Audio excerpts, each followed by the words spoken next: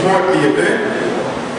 I speak an awful lot around the country, but whenever the event is for our children, it's always an added benefit and incentive for me, because I think sometimes our children can get neglected in the course of the work that we do together. So I want to thank the Black to Your Roots Project and all of you for coming out to support them.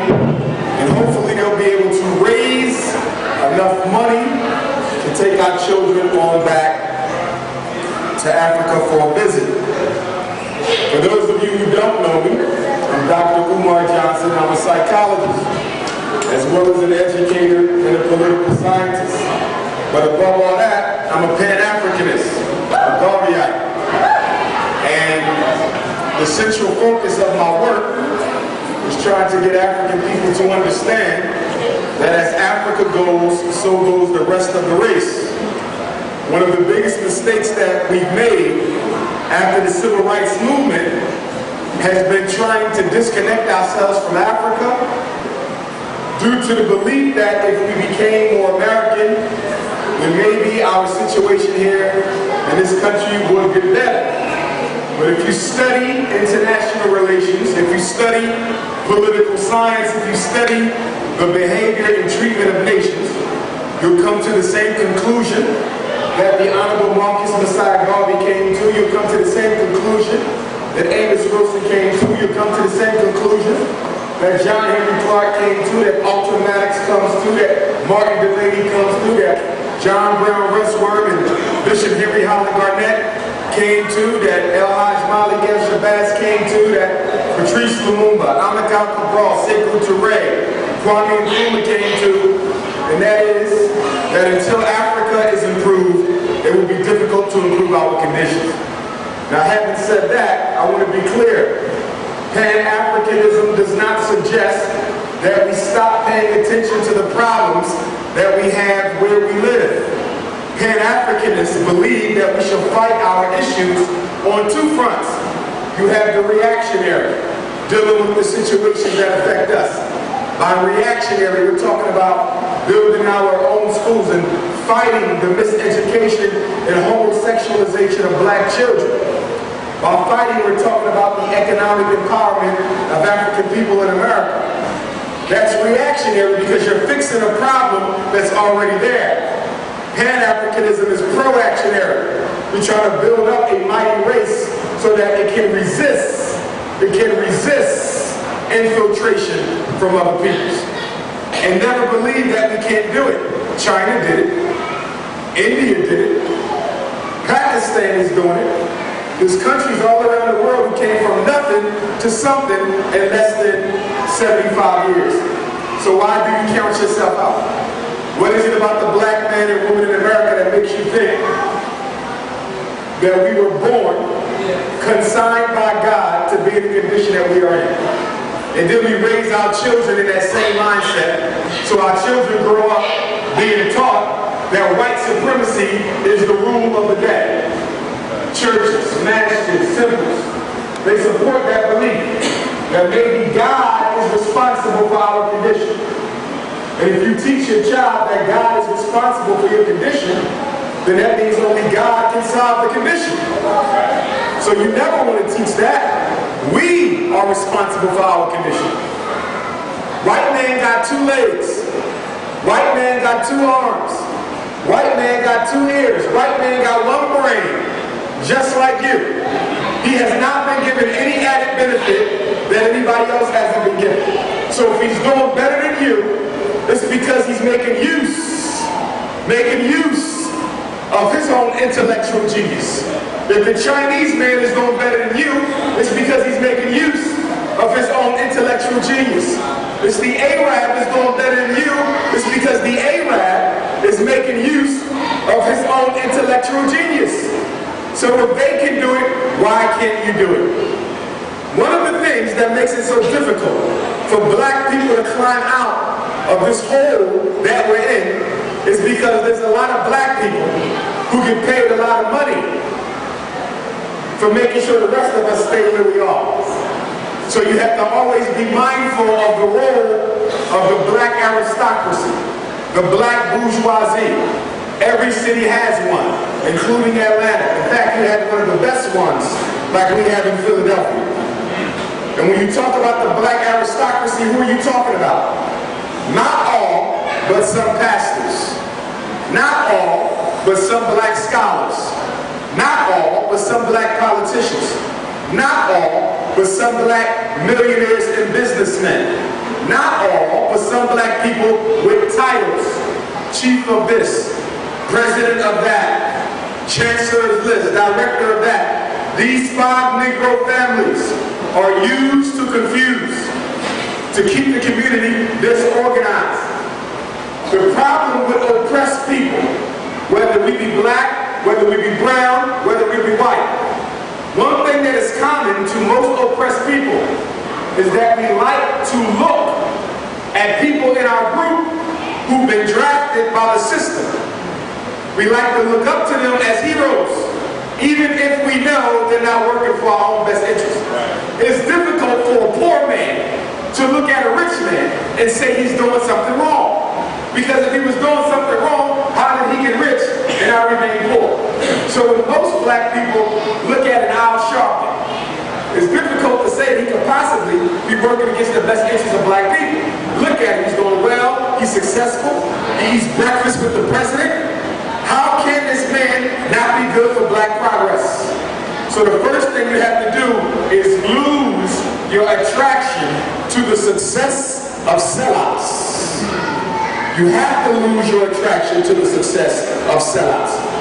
Remember this, and we know this, but we forget. White people are a minority.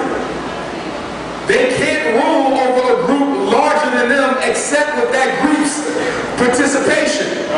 So whenever you see black oppression, there's black complicity in the oppression.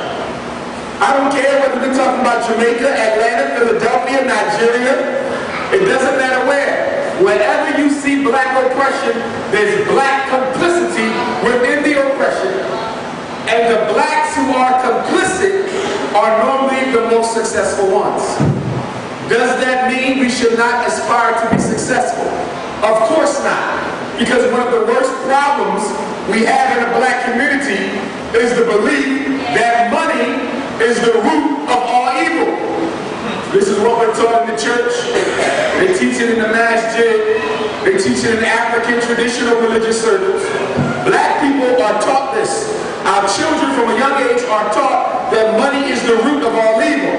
So if you're taught that money is the root of all evil, subconsciously, you naturally do what? All you can is stay away from it. I want you to be clear that money is not the root of all evil. Not having money is the root of all evil. Go into a neighborhood where everybody is rich, and then go into a neighborhood where everybody has nothing. Which one are you most likely to encounter evil? The people who have or the people who don't? Money is not the root, it's the lack of it. Because when people don't have it, they will do anything to get it. So we have to reverse the thinking, because I don't want that young man growing up thinking that if he get rich, he's somehow sinning. He's only sinning if he doesn't use that money for the benefit of the collective. For the benefit of the collective. Yesterday in Philadelphia, you probably heard about it. A Powerball was hit. A group of public transportation workers got together and they played a number downtown Philadelphia, and they hit a $176 million Powerball. They're going to split it up and everybody get about $5 million. Now the question you got to ask yourself, will any of them even think about spending 100,000 of that with black people? Or on black people, or for the benefit of black people? But what I'm trying to, submit to you is that most of our children are being raised to betray their people once they get old enough to do so. And they're being raised by us to betray their people when they're old enough to do so. Think about it. The average black parent doesn't teach black love, black pride to their child. The average black parent teaches their child to grow up, get an education, and get as far away from anybody who looks like you as you possibly can. And so the minute we get educated, we run off to the suburbs. And we normally run off to the suburbs with somebody else's daughter. Now let's talk about that for a moment. Because a lot of people say, Dr. Umer, I agree with everything you teach except this whole interracial thing. I can't help who I fall in love with. This is what they said. But you were able to help it before 1967. Before the Supreme Court outlawed anti-miscegenation law, black men were able to help fall in love with white women. Because it could cost you your life. After that Supreme Court case, Loving versus Virginia, a white man sued all the way up to the Supreme Court for the right to marry a black woman. I hope y'all know this. This is your interracial dating history. So it wasn't until 1967, when that white man sued for the right to marry a black woman, that the Supreme Court finally struck down anti-miscegenation law. From 1967 to today, 2012, when we're looking at about, I'm 37, about 48 years. I'm a 74 baby, 67, about 44 years. Less than 50. Black men have married the women out of their race more than the men of every other race put together has married outside of theirs. So if you're trying to suggest to me that interracial dating and marriage is by accident and because of some love ghost that flies around snatching black men out of the ghetto and putting them in suburbs with white women, I ask you to prove it to me. Because 98% of black men who marry outside of their race are married to women who come from humble backgrounds, and the men themselves tend to be able to offer something to that woman in the form of power, prestige, profit, or position.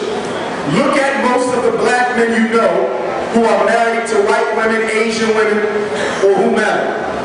When we talk about Hispanic, it gets a little bit more complex because Hispanics are Africans. They just forgot about that. Okay? Most of you have Hispanic blood because Hispanic blood is African blood. During the transatlantic slave trade, it didn't bring us directly from Africa to North America. We went to the Caribbean. Nearly all of our ancestors were taken to the Caribbean, Jamaica, Cuba, Puerto Rico. And then from there, they brought us up here. They seasoned us in the Caribbean, which means they broke your spirit. And they're still trying to season black boys today with ADHD. We'll get to that in a moment. But you get seasoned in the Caribbean and you get brought up here. So many of our ancestors spoke Spanish at some point. The Amistad was a Spanish vessel. The first blacks brought to Jamestown had Spanish names and spoke Spanish. So just because you got a black person speaking Spanish doesn't mean they're not African. The word Hispanic was created by the United States government in 1970 to give black people who spoke Spanish, who didn't want to be black, the opportunity to identify with something else. They did the same thing in the year 2000 when they came up with biracial on the census.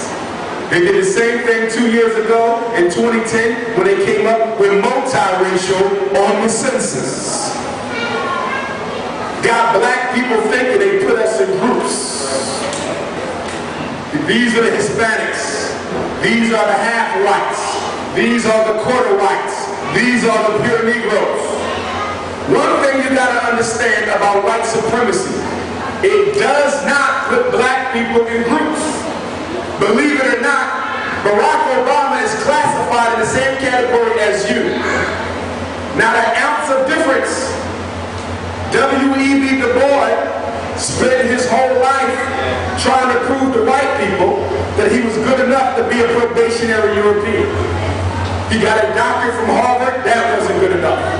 He studied his roots and found out that he had some German, some Irish, some Italian, some Native, that wasn't good enough. He became the editor of the NAACP Crisis. That wasn't good enough. He joined the Communist Party. That wasn't good enough. He said, what else do y'all need me to do, white people, for you to understand that I'm good enough? And they reminded him, there's nothing you can do. You're black forever. And because you're black forever, we will be against you forever. Now, people often ask, why is it that oppression keeps on getting worse on black people? The elder asked me this not too long ago. He said, if we don't own nothing, if we don't run nothing, if we don't control nothing, if we don't make no guns, no bullets, we don't even make plastic forks, why is it that white supremacy keeps on getting worse and worse in its oppression of black people? The answer is real simple. Because you are still around. Until there are no Africans in America, the oppression must continue. Some of you think white supremacy is the result of white people not knowing that you built the pyramids. Has anyone ever heard of Sir Wallace Budge, the white Egyptologist? Yeah. Who wrote a book on nearly every aspect of ancient Kemet that you can talk about? And he wrote those books a long time ago. White people know you built the pyramids, but that has nothing to do with why they're racist. Some of us think that white people don't like us because we don't have their level of education, or we don't know how to copy their social norms. But there's black people who are excellent imitators of white culture. You have them in your family. I do too. They act like they don't understand Ebonics even though they spoke it their whole childhood, right? White folk don't like black people for one reason.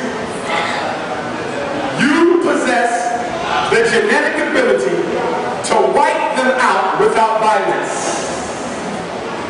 One black man in a country of white women can turn the color in 25 years. One black man in Europe can turn the color complexion of the whole continent in 25 years. They have no such power over you. The only way to destroy you is through violence. You can destroy them through cohabitation.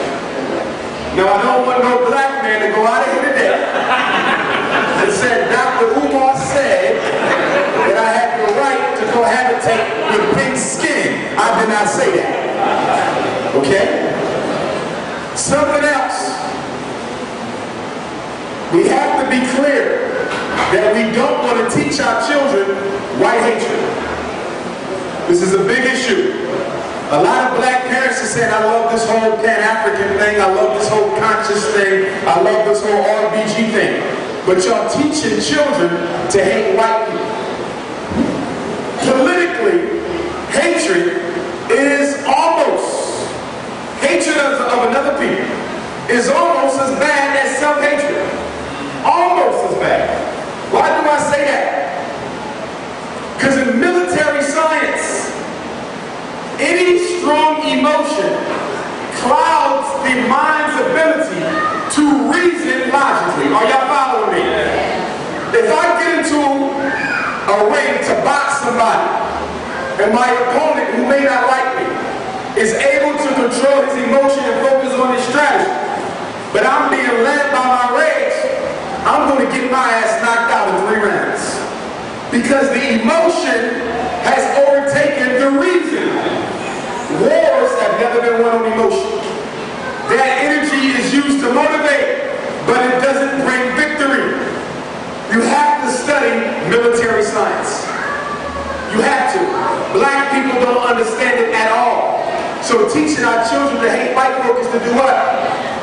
Dissipate our spiritual energy that should be better used solving our problems. See, we got a lot of black people who don't want to do nothing but destroy what somebody else built.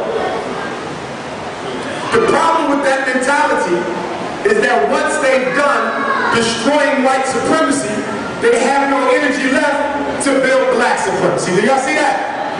So guess what happens after you win the revolution against the European? They will automatically turn on each other and start killing other black people. Are y'all following me? Just because you don't like white racism doesn't necessarily mean you love black progress. See, one thing you got to understand about a lot of black people, especially those of us who call ourselves conscious, is many of us came to consciousness by accident and not with deliberate intent. A lot of us are here because we tried to sit at the table of white supremacy, but got kicked out. Are y'all following me? Some of us are here because we wanted to be a part of the black bourgeoisie and got kicked out. Some of us are here because we ran for office and kept losing and got so mad at the system that we decided to tear it down by becoming conscious. But you're not tearing it down for the right reasons. You're tearing it down because you couldn't be a part of it. So you got to study the black people that you deal with, because it's not the European who poses your greatest threat. Yes, his order is your number one enemy. But what you have to recognize is that whenever you attempt to break into a man's home, you don't have to fight the man first, you got to fight his watchdogs. When you get over that fence, who comes after you? The guard dogs to the house. Rottweilers, Doberman pinchers. And if they do their job, you never get to see the master in the house, because the dogs would already chew you up. And white supremacy has black dogs in his house. And their job is to do what? Chew you up before you even get it. That's why whenever you talk about black progress, white supremacy, you normally end up arguing with black people, not white people. In fact, white people don't bother arguing with you. In fact, they'll agree with you. And why do they do that? Because white people have mastered military science. So they know how to be amongst black people, maintain their belief system, and make you think they're for you. Some of you have white friends. Anytime I hear a Negro tell me they have a white friend, then that's a Negro who don't understand white supremacy. White people don't have black friends. They have black projects, but they don't have black friends. They use you to fulfill certain ambitions and ideas that they may have, but you're never their friend. How many times has your white friend invited you to their house to eat from their silverware, to drink from their cups, to put your feet in their couch, to sit on their toilet? In fact, some of them keep a Johnny on the toilet in the back of the house. So if you gotta go to the bathroom, you can go outside and go to the bathroom and come back in. Y'all saw the movie The Help. A lot of white folks still live in houses and still live their lives like that. You don't come to their houses, they come to yours. They have to study you to make sure you can be used by them. They have to study you, and the first thing they look for is who? Somebody who is addicted to the illusion of inclusion. The illusion of inclusion. The belief that you are American despite no proof to that point. What proof do you have that you are American? 13th Amendment didn't make you a citizen. The 14th didn't either. 15th had nothing to do with it. So, how are you an American? You can't be. The United States Constitution clearly defines African people as chattel, property to be owned. That was never changed and done away with. And according to constitutional law, any amendment that goes against the essential vision of the Constitution can't be law in the first place. So a lot of white constitutional scholars argue now that black people are still property of the country. They can't be free citizens because the Constitution never referred to them as people. My last statement before we go into the Q&A is this, and this is for the children in particular. People often ask, Dr. Umar, if everybody on earth was a slave at one point, if white people were slaves, if Chinese were slaves, if Arabs were slaves, if Jews were slaves, if every nation on earth once served under slavery, why do we keep complaining about ours when everybody was a slave before? Two reasons that make our slavery different. And I want the youth to understand this. 2 reasons make our slavery different. Actually 3. Number 1, it is the only slavery that has ever been sanctioned by the entire world simultaneously. The only slavery sanctioned by every other nation on earth simultaneously. In other words, nobody spoke out against your slavery anywhere in the world while you were going through it. You might say, well, what about the abolitionists? The abolitionists did not fight to end slavery so you can be equal. They fought to end slavery so you can be sent away from them. Are y'all following me? Wow. So number 1, the whole world sanctioned it. Number 2, our slavery is the only slavery that defined the slave to be less than a human being. No other slavery in world history took from the slave his humanity. And you got to understand what that means. They said that they were not people. I got to grasp this now. They're not people. You count them with sheep and with horses and with dogs. You do not include them as human beings. That is significant from a post-traumatic slavery standpoint. It is significant from a black-on-black homicide standpoint. It is significant from a why black people don't build their own institutions despite grossing $1 trillion in this economy. Your humanity was taken and still hasn't been restored.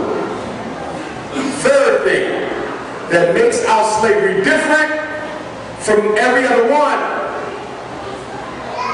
there has never been put forth an argument by any formal nation on the international level to pay reparations to the descendants of those who once suffered in that slavery. Now we have black organizations who put forth the argument, and COBRA put forth the argument, but you see no other nation around the world who has compassion for the fact that you were once enslaved. Your slavery is the only one that made it a crime for you to receive an education. No other slavery in world history. So I say that in closing to say, stop trying to make it look like you are the same as everybody else. There's nothing about you that is the same. If you don't believe me, go and get 1 million white people, 1 million Asians, 1 million Arabs, and put them in one big stadium together, Atlanta Stadium. And then put one black person in that pile of 3 million whites, Asians, and Arabs. And ask everybody to point to the black person at one time. I guarantee you they will have no problem finding you. Marcus Garvey said that in a world full of wolves, one should go armed. And the most powerful defensive weapon within the reach of African people was to practice race first. Race first, not religion first. Not fraternity first, not Mason first, not frat first, not education first, not hood first, not gang first, not skin complexion first, but race first. Marcus Garvey said that if we would just put our Africanity above every other identity, we would do as well as everyone else is doing. The Jew is first the Jew before he's anything else. The Italian is first an Italian before he's anything else. Some are Catholic, some are Christian, some of this, some of that. But they are what they are first. There's different types of Jews. They don't all much like each other. But when it comes time to rape the hood, they come together. The Italian thinks he's better than the Irish. The Irish thinks he's better than the Anglo-Saxon.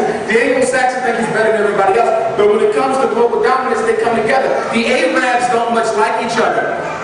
But when it's time to discuss mutual progress for the whole race, a truce is called. But because we have been psychosurgically implanted with a Willie Lynch chip, once we fight, we do not stop until we destroy the whole damn initiative. Because our humanity has not been returned. Thank you for that. We're going to go to Q&A at this point. Sister Aaron.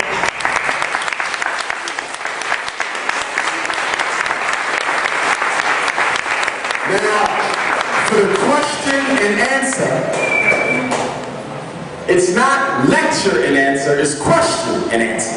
Okay? It can be on anything you choose. I don't care if it's male-female relationships. I don't care if it's about me.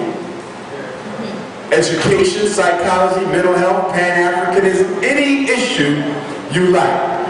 It's open, because we got to discuss all of our issues, so feel free to shoot. We have two here. Let me go with the queen and then the king. Go ahead, 1 second. All right.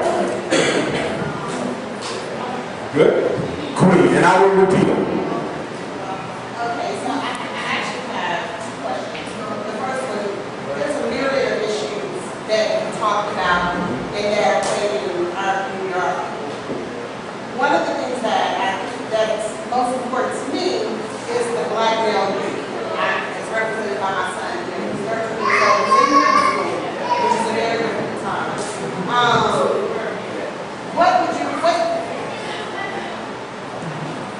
What advice would you give? One of the things that frustrates me is programs that aren't targeted towards not a lot of them. There are some, they have in Philadelphia, they in Chicago, but broadly across this nation, they're very clear. And so, why is that? And is there a push to maybe create something that's really targeted at that black community? So I believe that if you direct your efforts towards this, I think that some of those, I don't even want to deal with that. If you direct your efforts in black community, which is a target, you will try to maybe start to reverse some of these things that you're talking about. But I don't see programs or anything out there that's actually addressing that. And so then the second question that I have is, when we talk about Africanism or even Africa as a continent, there are a lot of Africans that don't even know their own history.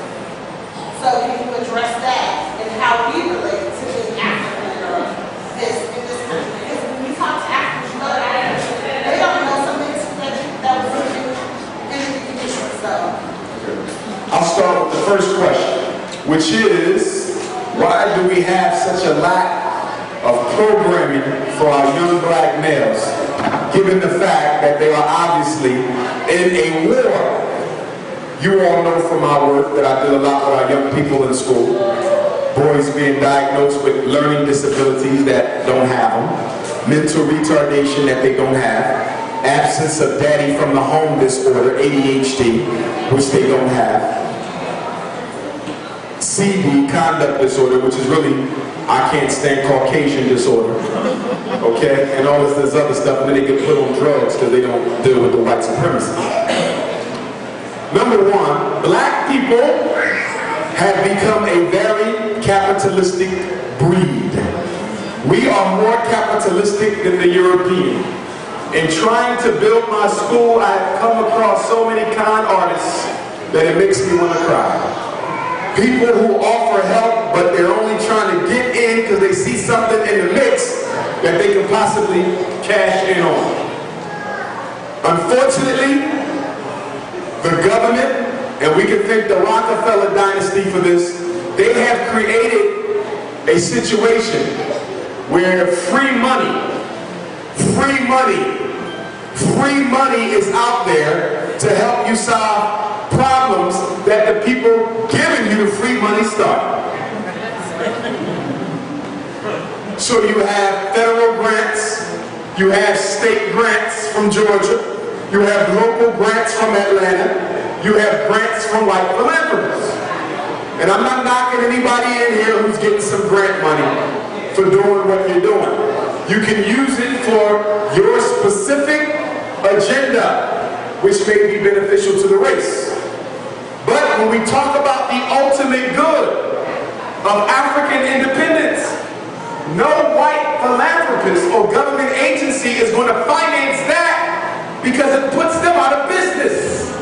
So you have to recognize that the white dollar is nothing but a green noose that is hung around your neck that is used to keep a check on how far you go.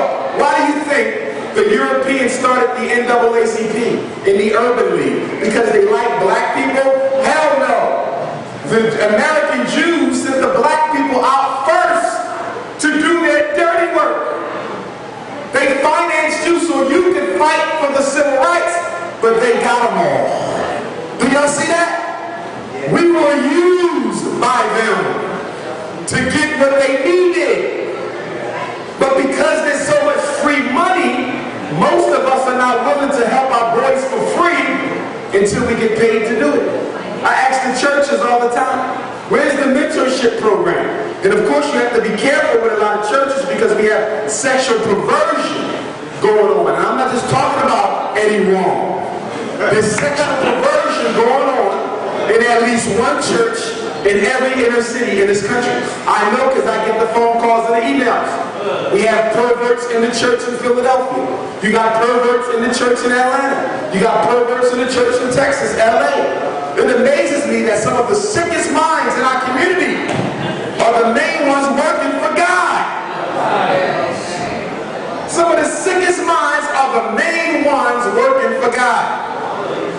And I'm not putting down those who do righteous work because there's a lot of good men in the church and a lot of good women in the church, and in no way am I impugning their efforts. I'm a descendant of church men and women.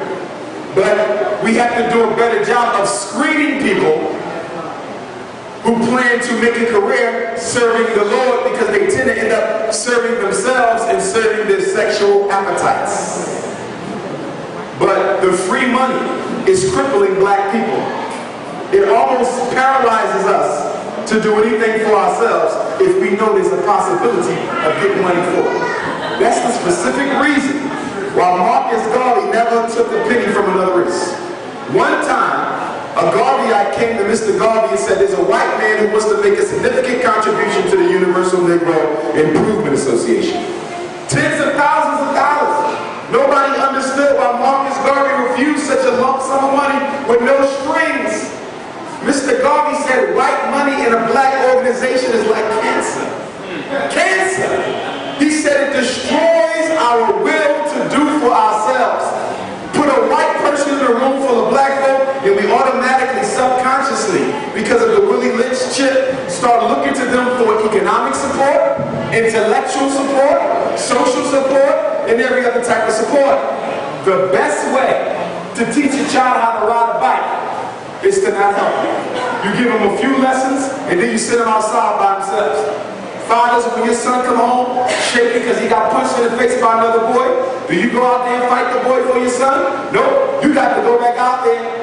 And why do you make your son go back out there? So he can lose again? No, you make him go back out there so he can earn his respect. And it's the same thing that we have to do. Now let me ask you this. Are there any mentorship programs in Atlanta that the queen over here with her 13-year-old son can tap into? Shrine of the Black Madonna. Shrine of the Black Madonna. They have a mentorship program. Are we speaking of the bookstore, Shrine of the Black Madonna? Yes, sir. Okay, what's another one? You got a card for one? The sister has a business card for one. Can we pass that on up? Put that in the hands. Queen Mother. Your husband runs the Boys' Rites of Passage. Can you please come over when we're done and give that information to the queen? That's 3. Did I see another? Black to Our Roots. The host of tonight's event, sister sitting back there. We go forward and we got another. So that's at least 4 right there. Now I want to ask this respectfully. Of the 4 groups mentioned, are we sure there's no homosexual energy running through any of them? Okay, we cool? It's okay.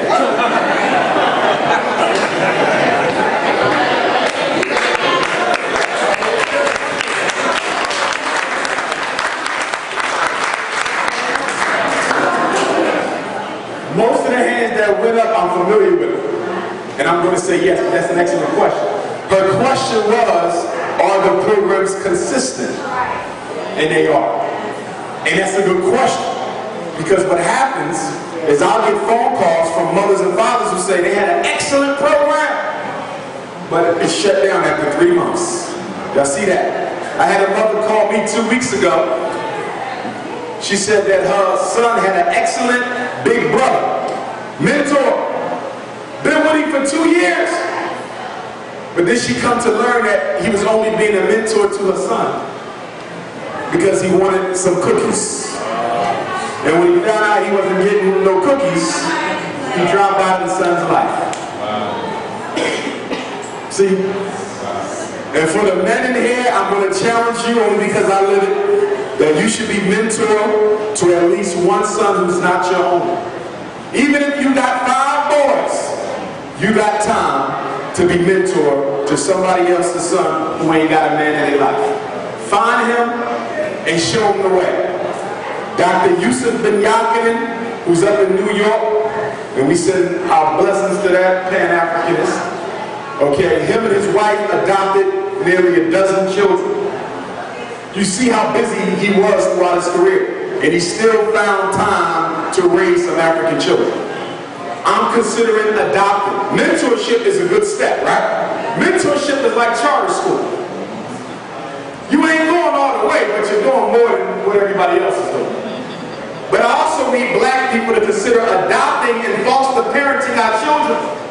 Because the fact that we're not adopting and foster parenting our children, guess who they give them to? The homosexual white couples. Right. Yes, the homosexual couples, 2 women, 2 men, are the fastest rising group of adoptive parents. And the children come to me, Dr. Umar, I got 2 moms. Dr. Umar, I got 2 dads, they kiss in front of me and all of that, and I don't like it, but they take care of me. So what am I supposed to do? Do you know that black people are the least likely to adopt their own black children? That's how disinterested we are about our own. And if you can't afford to adopt, I understand. Be a foster parent. Because I'm getting sick and tired of running into these white people who got 4 or 5 black foster kids getting $900 a month for each other. Right. So that's 900 times 5 is what? $4,500 a month? They don't work on nothing. Nice houses, cars, off of our children. Slavery is what it is. I'm not telling you to be no foster. If you want to be a foster parent to get a check, leave them alone. You're supposed to do it because you care. But what I'm saying is we got people fostering our children who don't even care. They simply use them as a hustle. So I have a goal to adopt at least a brother and his sister or just 2 boys. Okay? And I hope you think about it as well. Doesn't matter how old you are or how young you are, start thinking about it, because our children are getting abused in those group homes. They're being raped and molested in those group homes. They're being taught to hate themselves in those group homes. So please consider that. The second question about us not knowing our history and involving the Pan-African mindset. There's consciousness and then there's common sense. There's consciousness and then there's common sense. What is the difference between consciousness and common sense? Hypothetically, let's say everybody on this side of the room is conscious. Everybody on this side of the room has common sense. Guess who's going to get more done? The conscious people or the people with common sense? The people with the common sense. Because the damn conscious community is crazy as hell. We think that because we've been to Africa 20 times, we think that because we got a library of 500 books, or we published 50 books, or we gave 50 lectures, or we watched 50 DVDs, we think that just because we know something, we've contributed to the uplift of our people. We ain't built nothing. But because I know more today than I knew yesterday, then it automatically means that my people are better off. We had a black book explosion beginning in the 1960s. We've had a black health explosion beginning in the 1970s. We've had a esoteric conspiracy theory explosion in the 1990s on. But are black people any better off because of it? You have a book in the black bookstore for every problem black people got, and we ain't solved one yet. My argument to you is if I had to choose between organizing with the conscious people, right? Egyptian names, all that, right? Set, Met, Tebet, all that, right? And over here, I got John, Rob, Sue, Betty. They ain't read no books. Don't know the first thing about Egyptology. But guess what? They're willing to come together and build something. They're willing to come together and change something. They don't know half of what we know. But they got not enough common sense to know that if they don't do something quick, there won't be no future for none of us. I'm going to organize with the common sense people. To hell with the conscious people. Because I have learned that the conscious people ain't nothing but the same people who was unconscious with a costume on. Whether it's a name, whether it's a dashiki, whether it's a hairstyle, whether it's a new religion, whatever it is, we the same old thing remixed with a new look. And at the end of the day, what is the difference between somebody who claims to be conscious and somebody who ain't? Nearly nothing at all. The church comes up to somebody on the street. I want you to get saved. Join me. Come to the masjid. Take a shahada. Then we run up there. I want you to be a Pan-Africanist. I want you to be a socialist. I want you to be a revolutionary. I want you to be a Moor. I want you to be a Hebrew. First thing they're going to say is, what do you have to offer me? And what do you have to offer me? And as screwed up as the church is, guess what? I'm willing to bet they're more likely to get a job from the church than the conscious community. I'm willing to bet they're more likely to find a place to sleep for the night from the church than from the conscious community. So my question to you is, what useful benefit is consciousness if you don't use the information to build something for the community? Information is only as good as it's put into action. If I know that I'm a drug addict, if I know that I have high blood pressure, if I'm conscious of the fact I have heart disease, if I'm conscious of the fact that I'm not a good parent, that means nothing until I decide to do something about what I know.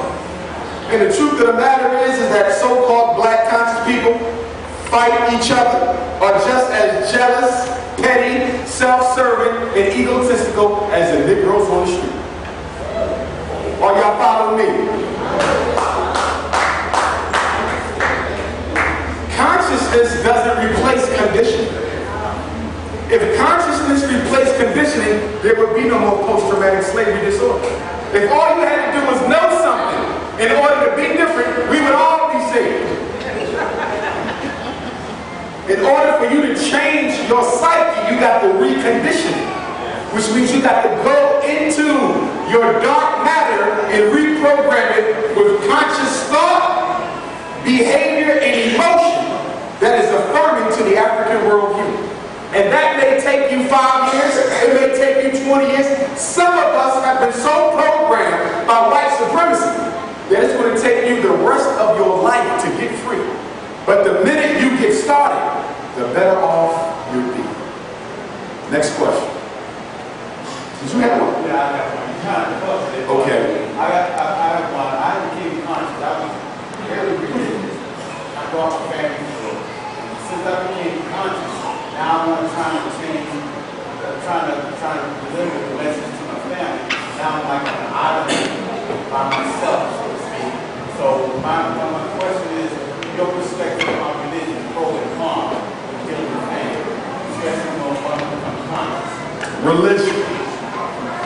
All institutions are initially neutral. It's how you use it. All tools are neutral. It's how you use it. You have a gun, I have a gun. The gun is neutral. You're going to use it to take an African life. I'm going to use it to protect the African life. The gun is neutral. You have a church. I have a church. You're going to use your church as a strategy to organize black people. And because you know that Jesus is crazy, you're going to organize them around that concept that they love. I have no problem with that. It's a strategy. I have a church.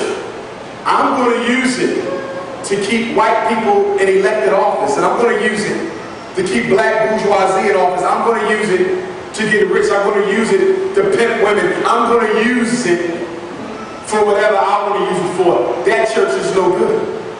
I cannot judge something on face value. One of the biggest mistakes we make is we love to judge on the surface.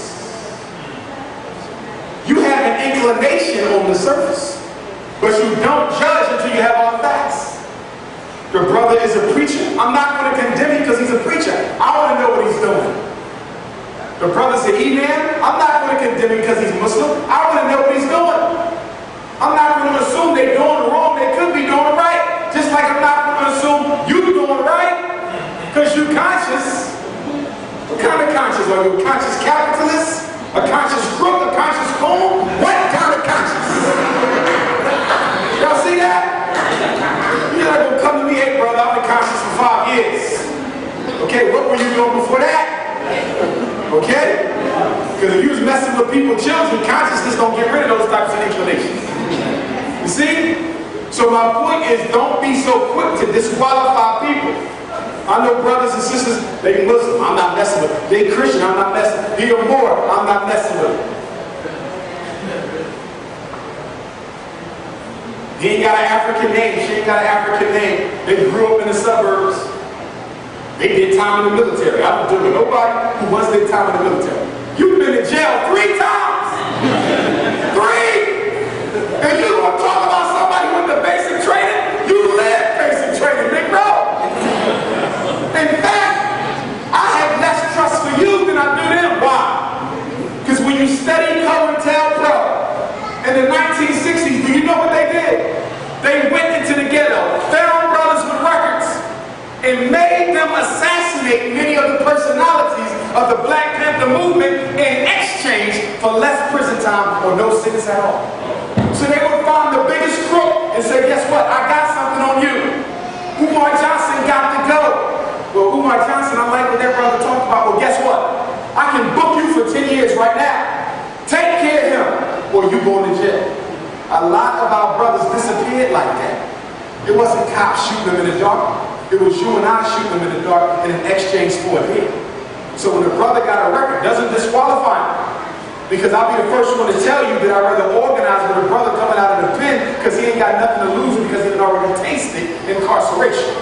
I'm simply saying that some of them can be used if they allow themselves by the system against the rest of us.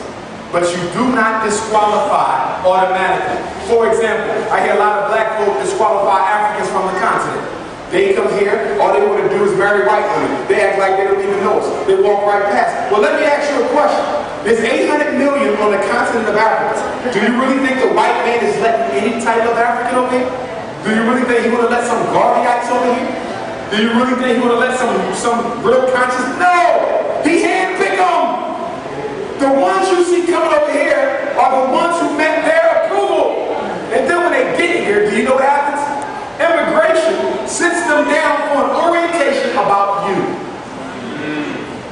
I know this for a fact. They show them a video about how to succeed in America. Things you should do, things you shouldn't do.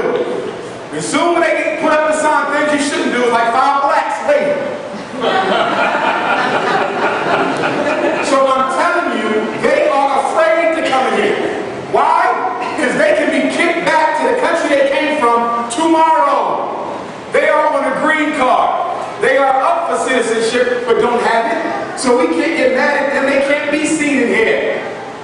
Don't you know how easy it is for an African to get sent back from immigration? So what we have to do is approach them strategically. I understand you can't be out in the open, but we need you to help us with this import-export thing we're trying to do. Oh, brother, he won't wave no flag, brother. He won't come to the meetings, brother. He ain't gotta come. If he get kicked out, can you keep him there? Hell no. You can't be kicked out. You built this. There's nowhere to send you, and that's why they're coming up with AIDS, homosexuality, mass incarceration, drugs, black on black violence, eugenics. Why? Because there's nowhere to send you. So they got to kill you because there's nowhere to send you. Everybody else, they can send them back. You Puerto Rican, you Mexican, come on. You Haitian? Oh hell no! Let them see an empty head on that water. So we got to recognize what they're facing. But if you come to them politically, they'll deal with you. Stop believing that Africans don't want us. Some of them don't. Some of them do. Some of y'all don't want them. Some of you do. It's a question of consciousness. When I'm in Africa, I only deal with conscious Africans. So I don't have experiences with Negroes who don't want me because I don't deal with Negroes when I'm there. Do y'all follow me? You got to find the right ones. You don't go to Africa one time. I asked somebody what time it was. They look like I don't know what the clock is, so I ain't going to come back on it. You got to prove yourself. Have you not studied Liberia? Have you not studied Sierra Leone? We all said we wanted to go back to Africa. Black power! We got to Africa, and what did we do? Became slave masters to our own people. So they have a natural right to be suspicious of you because you got a Willie Lynch chip. Yes, sir. We were talking about building. We were talking about, what comes to mind? The two biggest buildings that I'm aware of, like Marcus Garvey, and now they build businesses, things of that nature.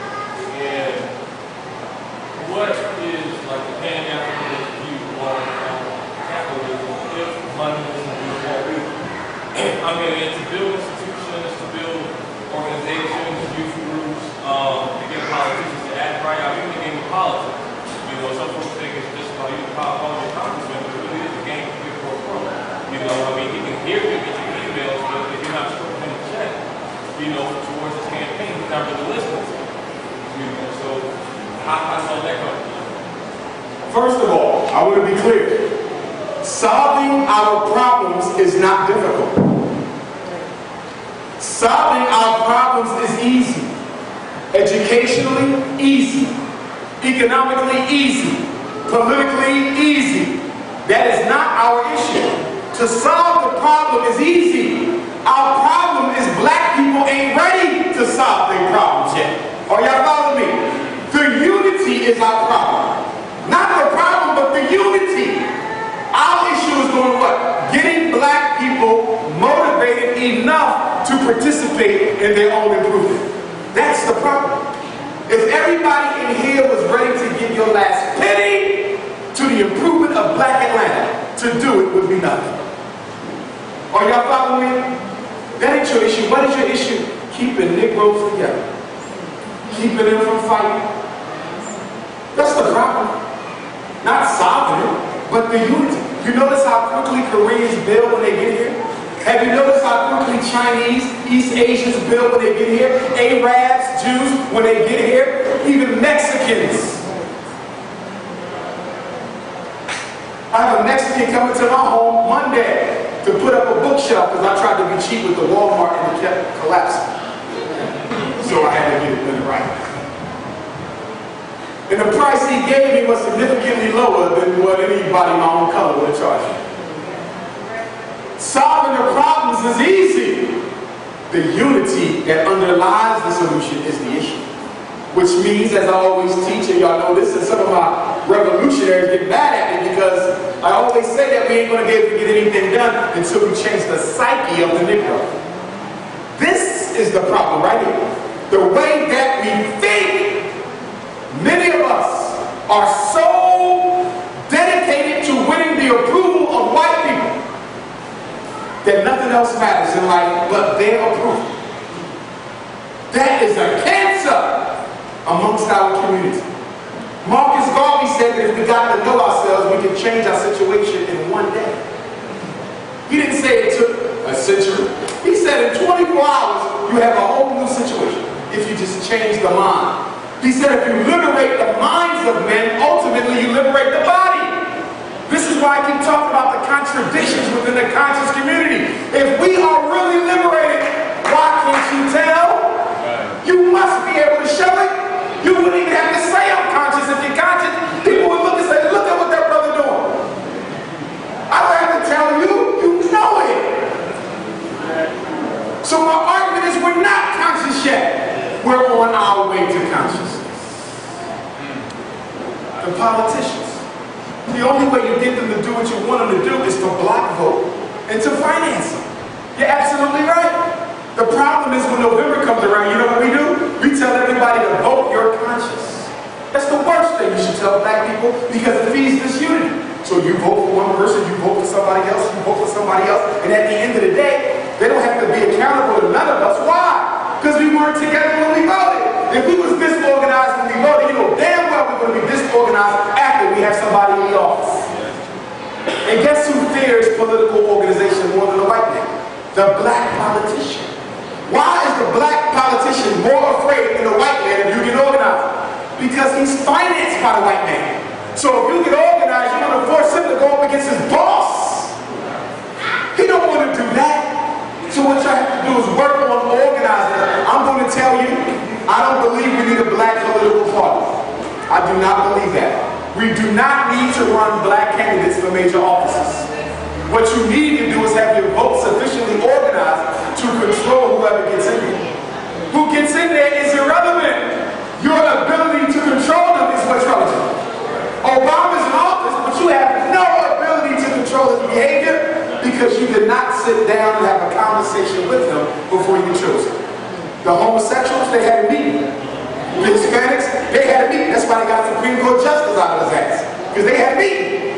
White women, they had a meeting. Mexicans, they had a meeting. Black people, just because. Just because. You even had t-shirts. Just because. And now look at you. Totally ignored. And about to run out there again, just because. And who got you thinking that it's okay just because? The bourgeois. Television Negroes. Telling you that times are getting better because you got a black man in office. Anybody here who's ever studied political science, you know that whenever a black person gets elected, black people better run like hell. Because it always gets worse. Most of the time. There's been exceptions to every rule. But most of the time it gets worse under a black elected official. Why? Because white people can operate more freely under the illusion of black power.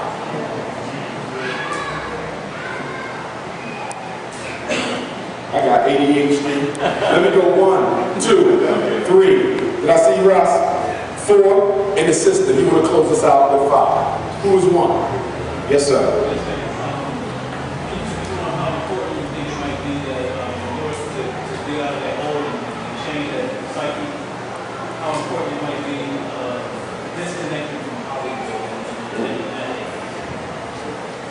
Hollywood is based on the science of propaganda.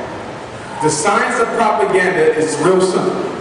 Whoever controls the music and whoever controls the movies controls the mind of that community. This is very, very key.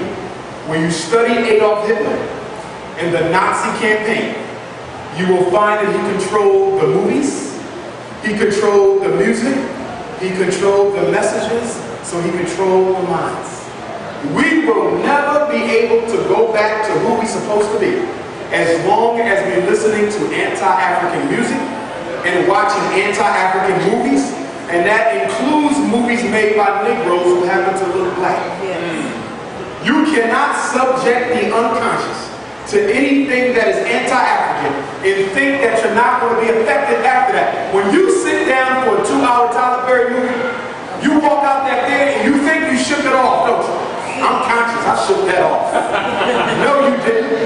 It automatically begins to influence your thought. That's why we don't allow our children to hang with people we don't want them to be like. Because the power of influence and suggestion, psychology is based on that. If there was something I could do, if I had control, every black person would eliminate network television.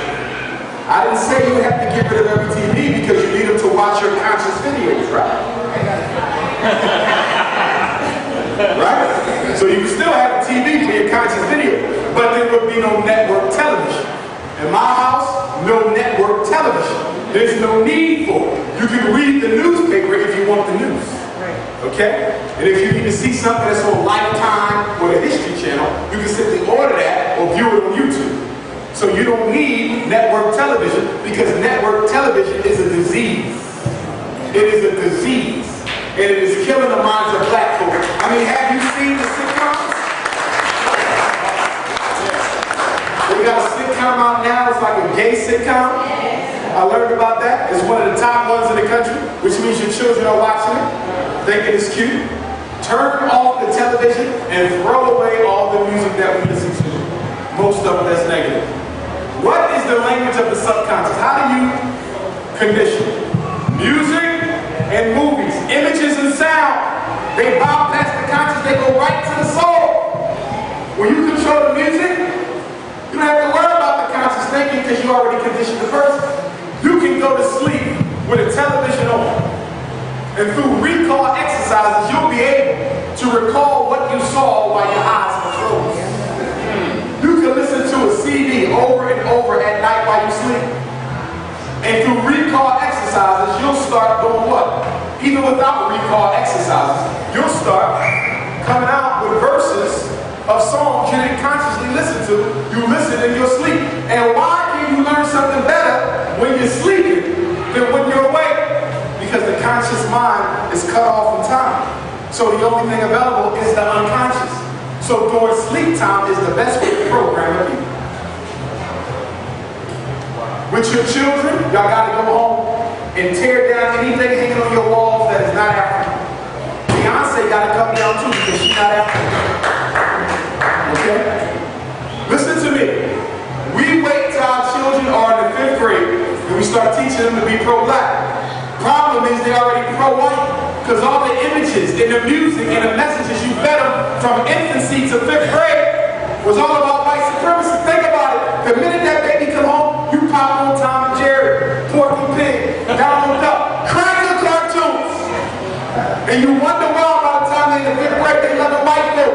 You did that, not the system. You got to start it from infancy. The personality is largely fixed by the age of 5. Nearly irreversible by 15, and by the time you're 25, you're pretty much the person you're going to be until the day you die. So for those of y'all who dating and you're trying to change the person you're dating, I suggest you think again.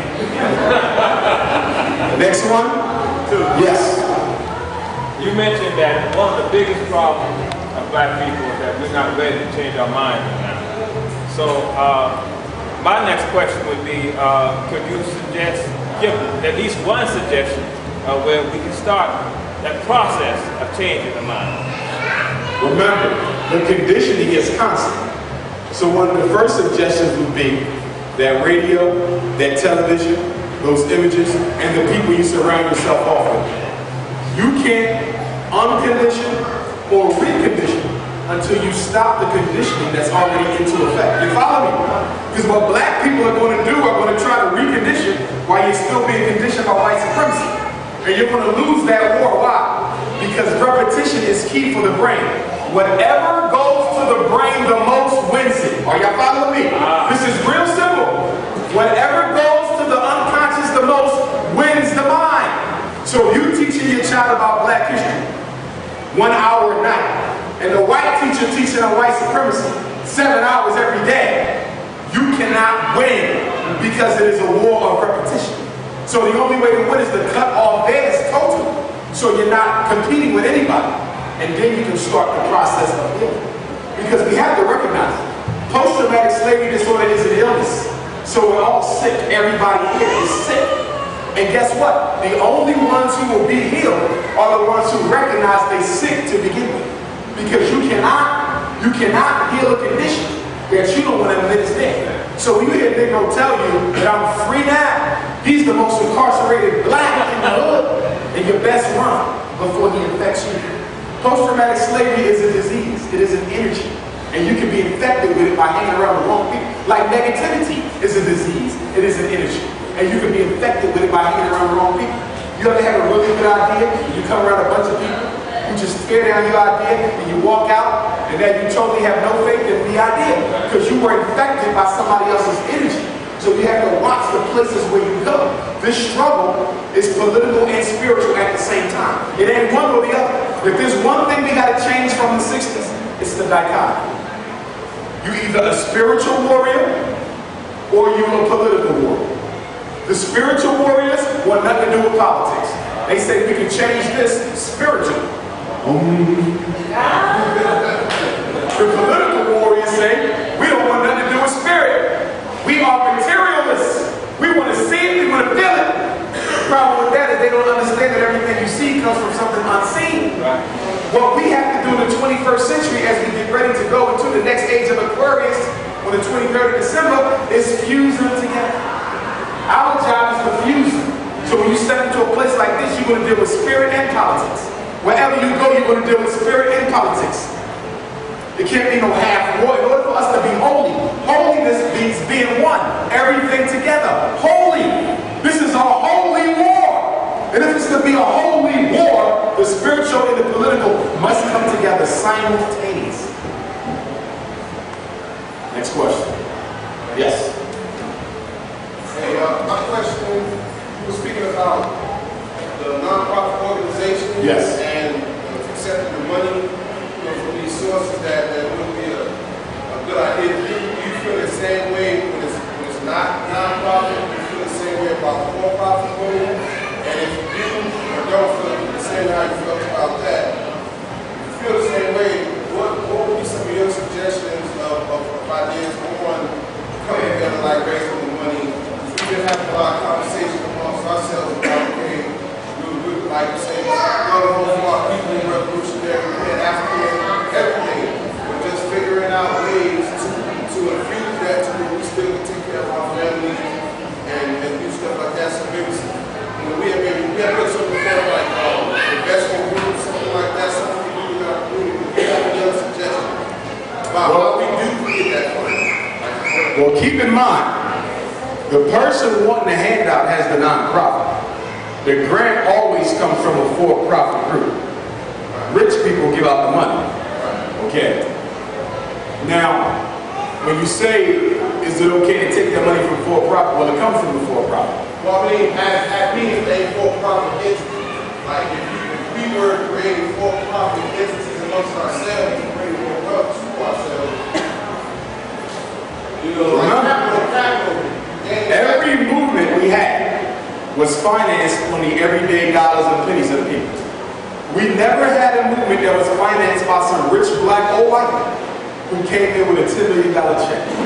Nobody came to Marcus Garvey and said, here go $5 million. Mr. Muhammad, here go $5 million. Huey P. Newton, here go $5 million. Megan Evans, here go $5 million. To the Rastafari, here go $5 million. The movements were financed by the everyday pennies. It's going to be the same way now. Remember, the rich black cannot help you. The rich black is afraid to help you. Because the rich black knows that the only reason why they are allowed to be rich is to make you think that your poverty is self-imposed, not from the system. Every rich black person is an argument against white supremacy. LeBron James, Oprah Winfrey, Bill Cosby. They say, if racism is the cause of your condition, why is he a millionaire? If racism is the cause of your condition, why is Oprah a billionaire? And the richest American woman ever. So if there's racism in this country, explain her condition. And the answer is real simple. In order to justify the oppression of many, you must legitimize the success of a few. Do you understand that? If all black people were oppressed, it would be easy for us to wake up because we would all be in the same boat. Are y'all following me? But when you have blacks who come from different socio-economic statuses, poor people who are uneducated start scratching their head. Well, maybe it is me because my Uncle Johnny is president of a university. My Aunt Sue is the major heart surgeon over at University of Atlanta Hospital. So maybe it is me. But then my question is, how many rich blacks do we have? Of the 40 million of us in this country, how many got $1 million or more? Less than 1%. Almost none. And the reason why you know it's only a little bit of rich black people is because they keep showing you the same ones over and over and over again. Because it ain't no more. You see that? So again, the everyday pennies. But let's talk more on that because I got some more ideas for you. Let's talk more on that because you got it deep with it. I like that. Let's talk more. The sister going to close us out. Oh no, Ross, I'm sorry, get the sister. My brother. You are alluding to the fact that the slavery of black people is significant. Don't slavery any other nation. society, I guess society and education and all this religion, they tend to elevate or esteem when the Jews were more significant than slavery. Number one, the whole reason why there's such a big focus on the Jewish Holocaust is to distract attention from ours. Are y'all following me? That's the whole purpose. If there was never an African Holocaust, you would hear no mention of that. But because they don't want to deal with ours, because you got to deal with reparations and everything else, they would rather focus on this as a distraction. So what we have to do is focus on our own and don't stop focusing on it. Because see, here's the thing. As Professor John Henry Clark said, the people who suffered in the Jewish Holocaust participated in mine. Wow. So I cannot feel sympathy for yours because you participated in mine. Right. You see, so how are we going to come to an understanding and a healthy respect for each other's Holocaust when I did not participate in yours, but you participated in mine, and continue to do so to this very day. See, remember, Johnny Cochran was murdered by the State Department because he had put together a commission to investigate not what Representative John Conyers was into. He wanted to study whether or not America owed reparations, right? Representative Conyers. Do they owe us? Johnny Cochran said, who doesn't know the answer to that? He said what we needed to do is investigate exactly how much. So this black lawyer, after getting OJ off, and then Geronimo Pratt, who I also believe was murdered, because he was using the money that he won from the lawsuit to build a waterway over in Tanzania. And then he was about to help him with a telecommunication satellite. Next thing you know, he's dead. Johnny Cochran was murdered because he put together that commission to see how much money the United States government owed black people. He had to go. Why? Because he was too legitimate. Johnny Cochran is one of the few blacks who was of that high status, but was still a grassroots brawler. He defended Geronimo for free. Nobody had to ask him to do it. And I point him out to our youth. Because going back to that money thing, some youth are afraid to get rich because they say, if I get money, I might turn on my people. Cochran didn't. You see, Madam C.J. Walker, okay, she used her money to help finance the Garvey movement and other ones. So you can have money and still be committed. See, the money don't change the man. It reveals you to yourself. If you sold out once you became $2 billion, you were a sellout when you only had 2 cents. You just didn't have the chance to sell out yet. Are you following me?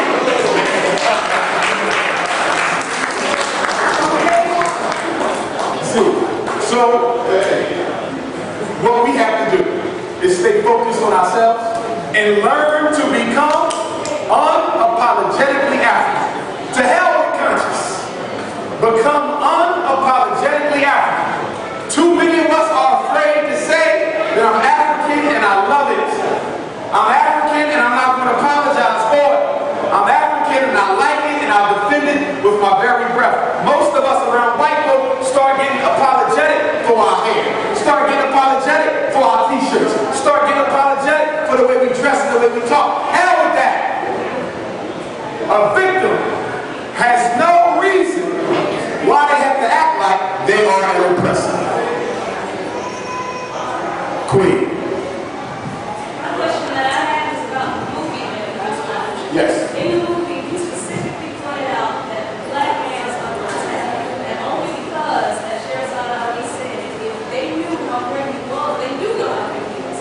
That's why they can't get a job. And they're making it so competitive to do anything to feed your family. Because that is the way it is, and now we're going to have to make a decision to have full responsibilities. What do you recommend as a solution to help us uplift our black men again so they can see what they need to see? Because he can be. Good point. Excellent question.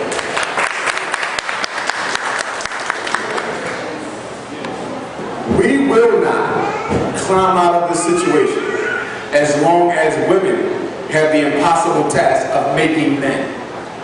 No race has ever come out of oppression where the women had to make men out of the boys. Study any great culture and you'll see that although the women were responsible for the nurturance up to a certain age, the boys automatically got handed over to the men to be made into men. Men have to do that job. Women can't do it for us. But it goes back to the argument made earlier over the finances. Too many of us are so selfish and capitalistic that we want to be financed for anything we do, even for our own children. I was at a meeting with a bunch of ministers. You know the first thing they said when I brought up mentorship? Do you know of any grants out there for mentorship? Why do somebody have to pay you to spend time with a black boy? What is 2 hours out your life? Nobody had to pay you to spend your whole life with that white woman. So why can't you spend 2 hours with a black boy? You see? So we got to look at that. Nobody's paying you to spend all your money with the Koreans. So why they got to pay you to spend money with your own children? Women can't do that for us. Men, that is something that we have to do. As I said earlier, if you can have more than one mentee, have more than one mentee, more than one mentee. But all of us need to have at least one mentee. I have about a dozen mentors. Most of them are young adults and older. I had my Boy Scout troop, not Boy Scouts of America, okay, because they got sugar in that tank. I have my own Boy Scout troop, and I'm going to be starting that back up again, okay? But the men have to do that. And if anyone's interested, on Saturday, June 16th in Philadelphia, the day before Father's Day, I'm going to be having a National Black Men's Conference. It's going to be a day-long conference, and it's going to be serious. Okay, so any men here interested in coming to Philadelphia for that, please think about doing it. There will be some sisters involved. My good friends Pan Africa and Ramona Africa will be involved in that with me. Okay, they'll definitely think about it for the fellas. But we have to do that. It's not right for us to look at y'all to continue to carry the load. And then we get upset when y'all don't want to stop carrying it. See, man, that's where we go wrong. We say take care of all of it until we're ready. But then, when the sisters double question your commitment, you get upset like she's questioning your manhood. But if you've been carrying the ball for so long, you're not naturally going to give that over. And it doesn't always have to do with insecurity on the part of the sister. It's about whether I can trust your ass or not. Because if I give this ball up, I'm not going to want to pick it back up. I would rather keep it than give it over and got to pick it back up. It's like you pick up a big box of books. If you tell me you're going to carry it to the car, be serious. Because if I put it on the ground and you change your mind, now I got to dip it back up, and I don't want to do that. So to the brothers and sisters, want to be ladies. They don't want to be masculine, and they don't want to assume men's responsibilities. They do it because they have to. But for the sisters who do run into real men, when you find a good man who you know is willing to carry that load, give it to him. Because if you take too long to give him the load, he's going to leave you with it and go carry somebody else's. We have to be able to respect the womanhood of the queens, and the queens got to be able to respect the manhood of the kings. That's a big relationship issue that I'm finding a lot, where good men are dating good sisters. But the sisters are so fearful that he won't pick up his share. Even though she has no proof, it's the conditioning that he won't pick up his share, that she won't give it to him. And a lot of brothers say, well, guess what? I done proved all I can prove, so I'm going to roll out. So I know it takes some time, sisters, but when you meet a good man, give that load, take that break, because you deserve it.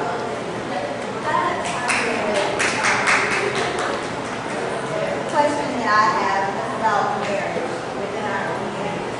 And I would like you to speak on our male-female relationships. And how you feel about marriage, and why we aren't married and having a family unit where we have children, and just how you feel about marriage and young adults, and how important is that part of us building all this that you're talking about.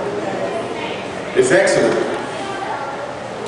As a man with 2 children who's never been married, we should be married before we have the children. There's no question about that, myself included. But we also have to define our concept of marriage.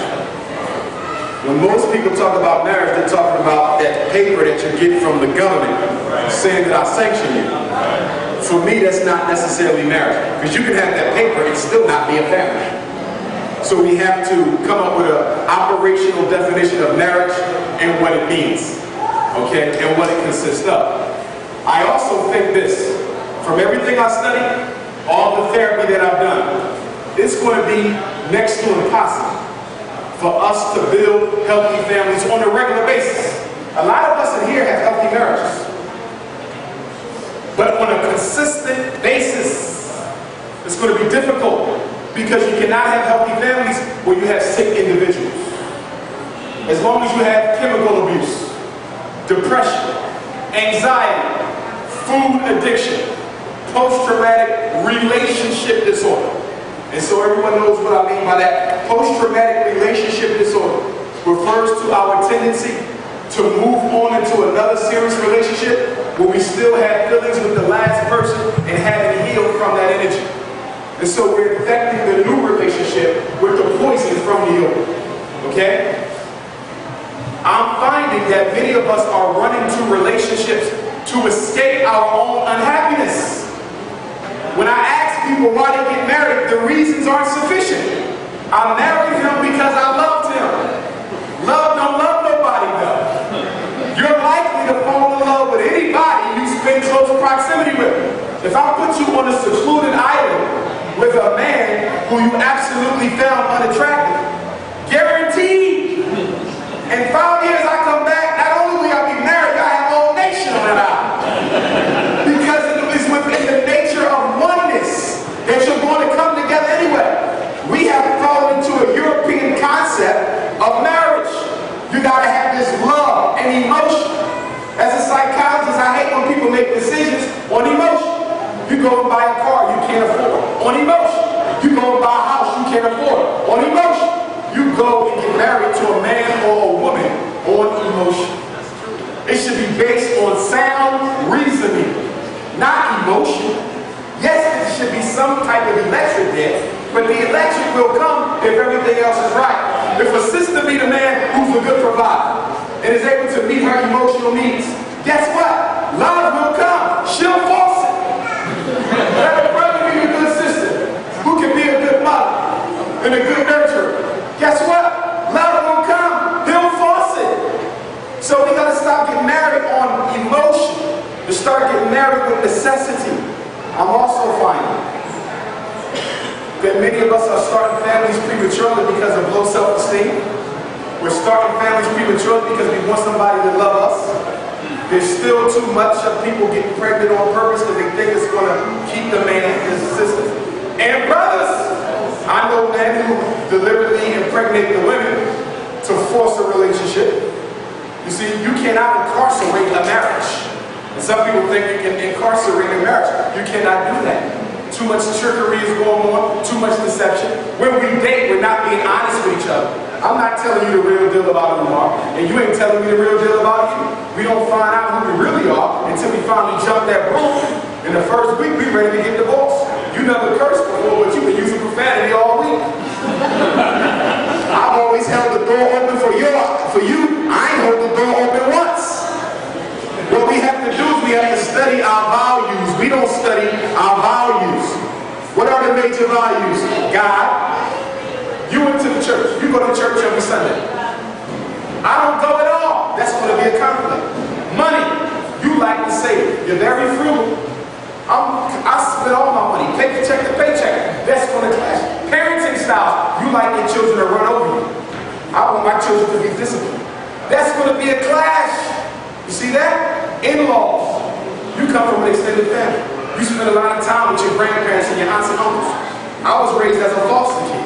I never had no family. So my vision of us was just me, you, and whatever we made. Not your mother sitting on my couch every day with those toes that smell like cornflakes. You see? So we got to talk about those values. Stop getting married for ego extension. I'm going to marry you because you're sexy. You got natural hair. You got a nice job. You got it going on. You see that? I'm only marrying you for the exterior. He got a doctorate. He's doing his thing. He's on the lecture series. You marry me for exterior. God forbid something happened to me and I lose my leg and my arm, you still going to be in it? God forbid you can't give me no children, am I still going to be in it? If I really cared about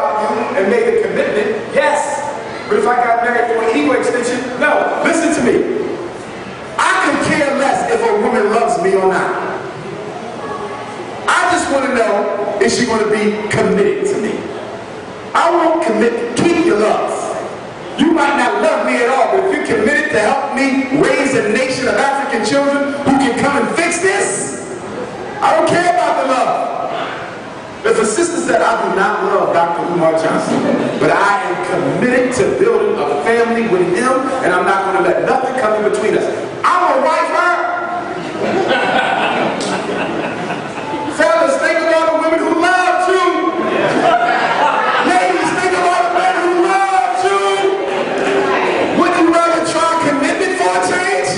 Because love wasn't really committed, was it? Love was crazy as hell. And I gotta run. What up, pill? We got the pill in the house. The red pill is here. Check it out. Ladies, you're 6 types of men you gotta stay away from.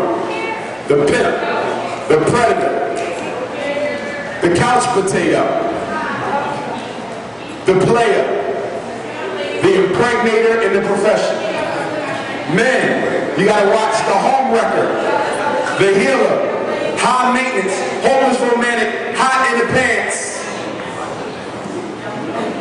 Did I say homeless romantic? Yeah. Ladies, who is the pimp?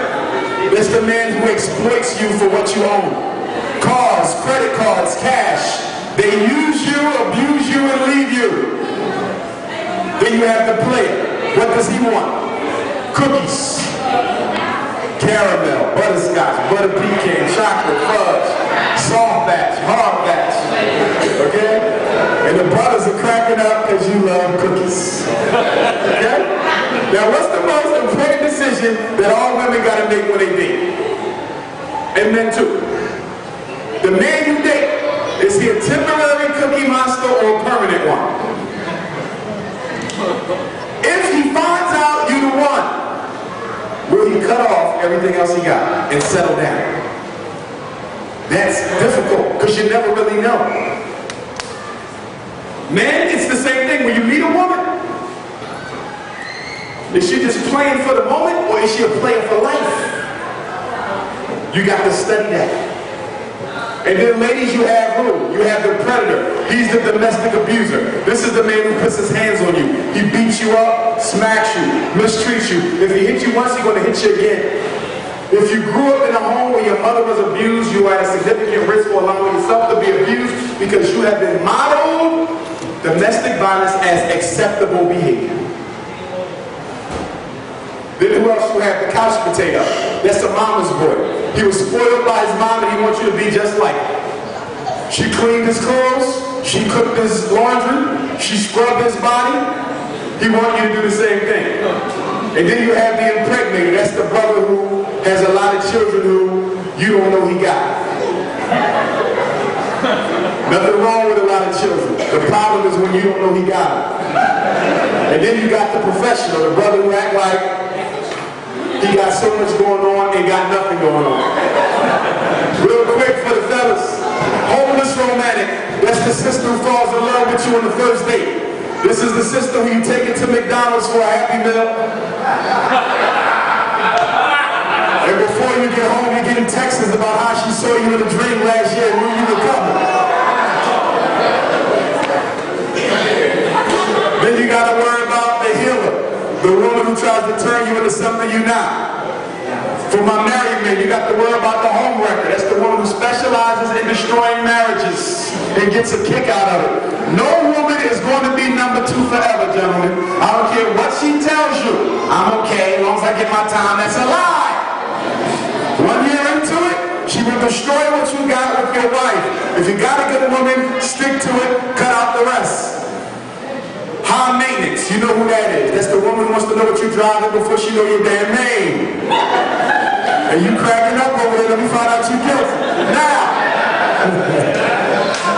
who am I missing? Miss High in the Pants, self-explanatory. I did high maintenance, right? Home record. Oh, the last one, homicidal honey.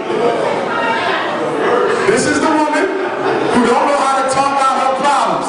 Everything is violent. Everything is aggressive. This is the type of woman who who she gotta finish the argument now, not after work. She would come to your job with a roll in rollers and flip-flops and argue with you in front of your boss because you left before y'all were done. And you can always spot a homicidal honey, fellas. How? Because she always got a couple of battle scars, a couple of bullet holes, 2 knife cuts on her neck. But why do we deal with her anyway? Because she's sexy. She can wear